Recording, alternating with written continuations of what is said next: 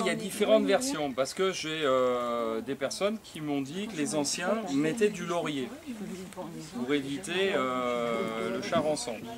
Alors, tant que c'est du charançon, il n'y a pas de souci. Dans les haricots et toutes les légumineuses, normalement, vous avez de la bruche, ce qui n'est pas le charançon. Les gens confondent souvent. Et la bruche, moi je l'ai testé puisque je fais de la lentille, je fais du pois protéagineux, je fais du pois chiche. Et là, il n'y a pas de souci, la bruche, le laurier ne la gêne pas. Alors, Et là, tu mets quoi dedans? Alors j'ai essayé avec du... Comment ça s'appelle là? Ah.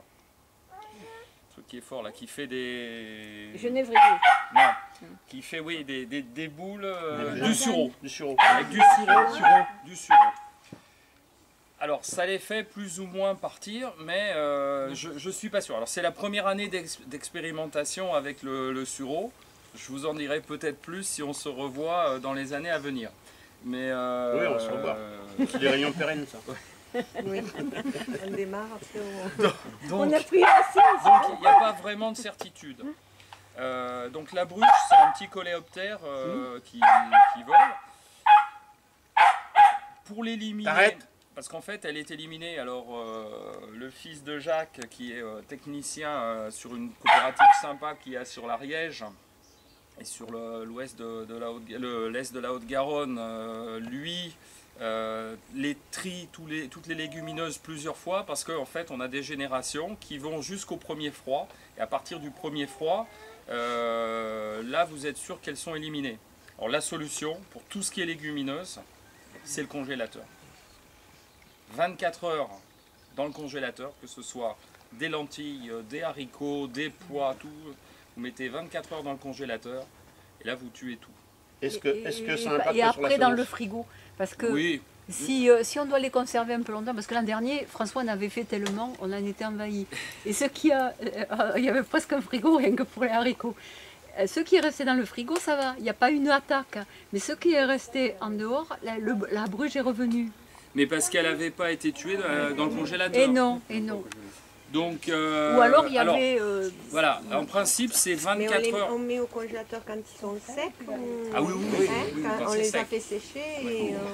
oui, si vous les récoltez. Alors le mieux c'est de les mettre dans le congélateur à la récolte.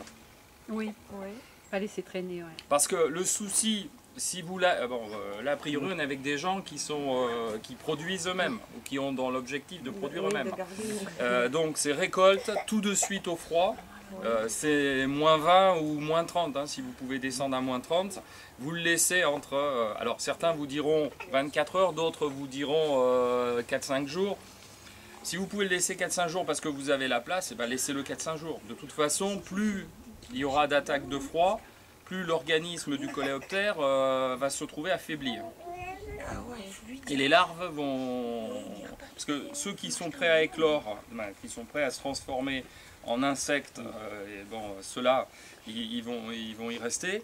La larve, elle, est beaucoup plus résistante. Donc plus vous allez le laisser longtemps, si vous pouvez, plus vous avez de chances de les germination des plantes. Ah mais elle germe... Non. Comme semence après. Ah, comme semence, non. Eh non, je sais pas si vous êtes au courant, la plus grande banque mondiale de semences est en Norvège, donc sur les lieux du site olympique de... je sais plus, là au nord d'Oslo. Non, c'était là où il y avait eu les jeux, là.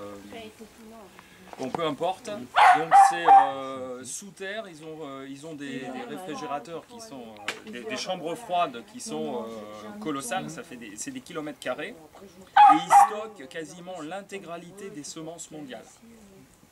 Mais en chambre froide, c'est pas forcément congelé, c'est pas pareil que congelé. Ah mais congelé, si vous faites de la cryogénie, vous neutralisez, il n'y a pas d'attaque au niveau cellulaire. Vous ne détruisez pas les cellules. Le problème, c'est de détruire les cellules. Vous risquez d'avoir plus de problèmes.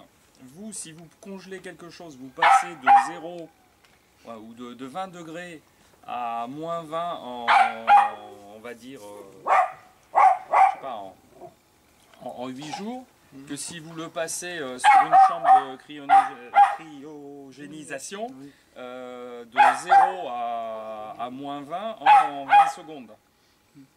Je savais ça. Vous bloquez, en fait ce qu'il faut c'est bloquer l'action de l'eau dans la cellule. Toutes les cellules sont composées majoritairement d'eau.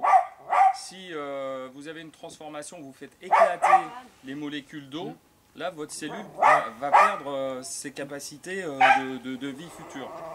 Mais tant que vous maintenez la structure moléculaire, il n'y a aucun souci. Non, Alors au niveau personnel, ça c'est un peu technique. Hein. Non, c'est pas technique. Le truc qu'il faut savoir, c'est... Voilà, pour résumer, la congélation n'impacte pas sur la future germination de la graine. C'est la surgélation, quoi. C'est ce qu'on appelle la surgélation. Oui, mais même si vous le faites, ça ne va jamais être des quantités colossales. Non. Donc après, vous faites des tests de germination à la sortie.